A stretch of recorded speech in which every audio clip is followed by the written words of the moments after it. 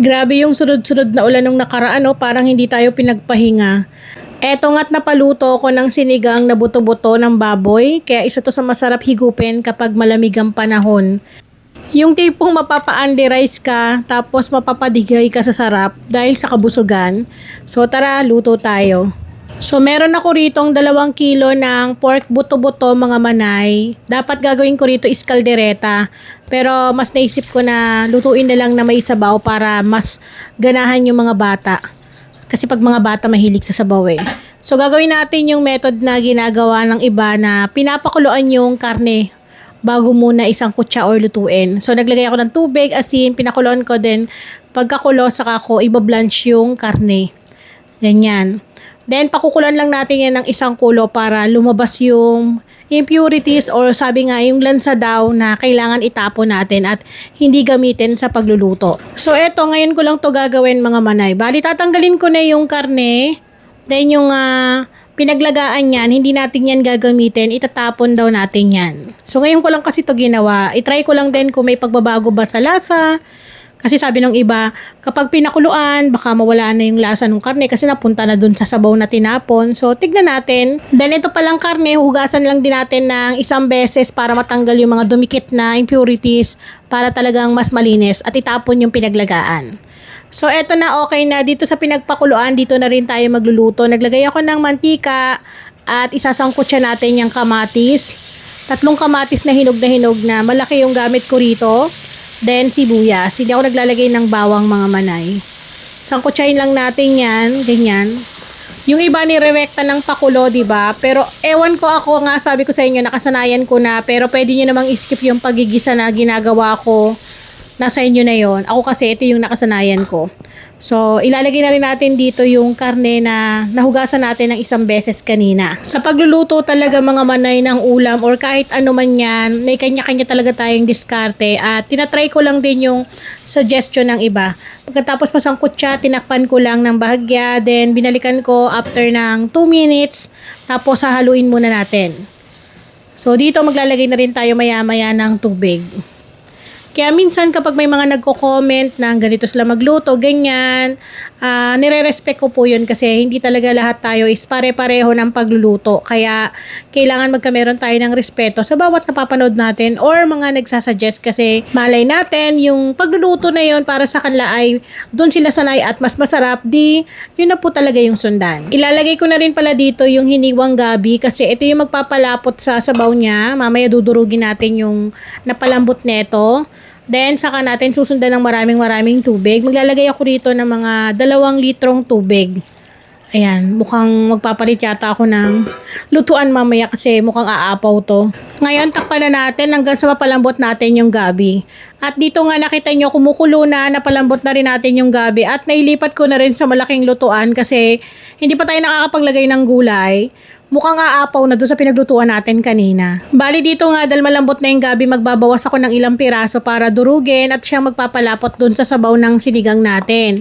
So hindi ako gumagamit ng mga sinigang na may gabi flavor mga manay. Mas gusto ko talaga yung natural na gabi na pinalambot na ganito, tapos dudurugin para siya magpalapot. Tapos ang diskarte para mapabilis ninyo na madurog, kailangan malambot na talaga yung pagkakaluto sa gabi. Then lagyan nyo rin ang sabaw. Yan. Then pagkatapos natin to madurog, ilalagay din ulit natin dito sa ating pinaglulutuan. Ayan yung ating pinapalambot na karne.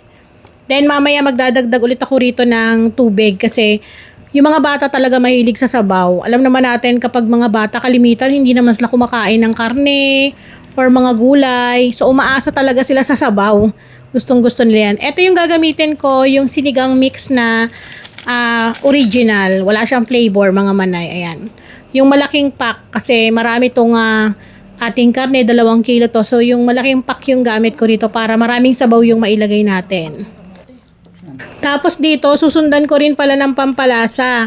So, gagamit po ako rito ng patis instead na asin. Pero nasa inyo yan, pwede pong asin. Ako patis yung pampalasa ko kasi may stock na tayo. Ayan. Tansyahin nyo na lamang po. Depende po yan sa timpla na gusto ninyo. So, kayo na po yung mag-adjust. Yan. Ang bango. Halu-haluin ko lang. Then dito, nag-add pa po ako ng 1 litro ng tubig kasi kulang sa sabaw yung kanina. Haluin ko lang. Then, ang gagawin ko is tatakpan ko po ulit hanggang sa tuluyan na mapalambot natin yung karne para mailagay na rin natin yung iba pang gulay. Pwede na natin dito ilagay yung labanos at sitaw. Wala akong talong at okra kaya ito lang yung mga gulay na ilalagay ko. Tapos yung kangkong, pero pwede kayo maglagay ng talong, okra kasi masarap kapag kumpleto yung gulay sa sinigang.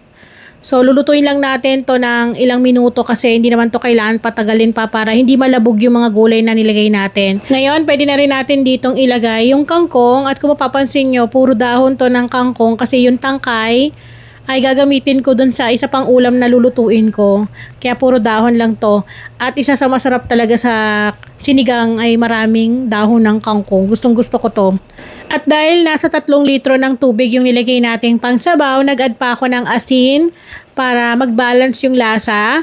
Kaya kailangan po titikman ninyo para makuha ninyo yung tamang timpla para sa inyo kasi hindi nga tayo pare-parehas ng panlasa.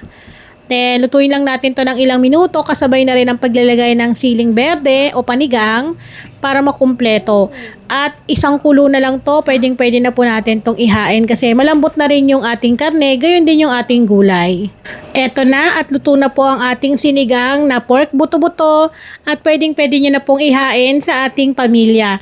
Isang masarap na ulam na pwede natin pagsalu-saluhan lalo na kapag may kapares na sausawan, patis, kalamansi na may sili.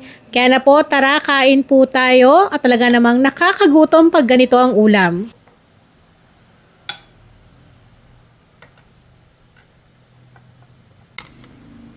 Kita pa lang sa sabaw, maasim-asim tapos malapot, napakasarap. Then, ang lambot ng gulay. Ito yung gusto ko talaga, gabi. Paborito ko po talaga to sa sinigang. Parang dito pa lang nabubusog na ako kahit wala kang kanin. Then, gayon din yung ating karne na sobrang lambot. No, pakita ko sa inyo. So, pag ganito mga manay, marami po akong niluluto. Meron kaming bisita or kaya pang stock namin sa bahay kasi minsan sobrang dami ko rin pong trabaho. So, nire-reheat na lang ng mga bata para lagi tayong may lutong ulam na hindi na kailangan bumili pa sa labas. At the same time, alam natin kung paano natin niluto na may kasamang pagmamahal. So, ayun lang po mga manay. Kain po tayo at alam ko maraming natatakam din sa inyo dyan. Kaya luto na po tayo ng sinigang. Sarap.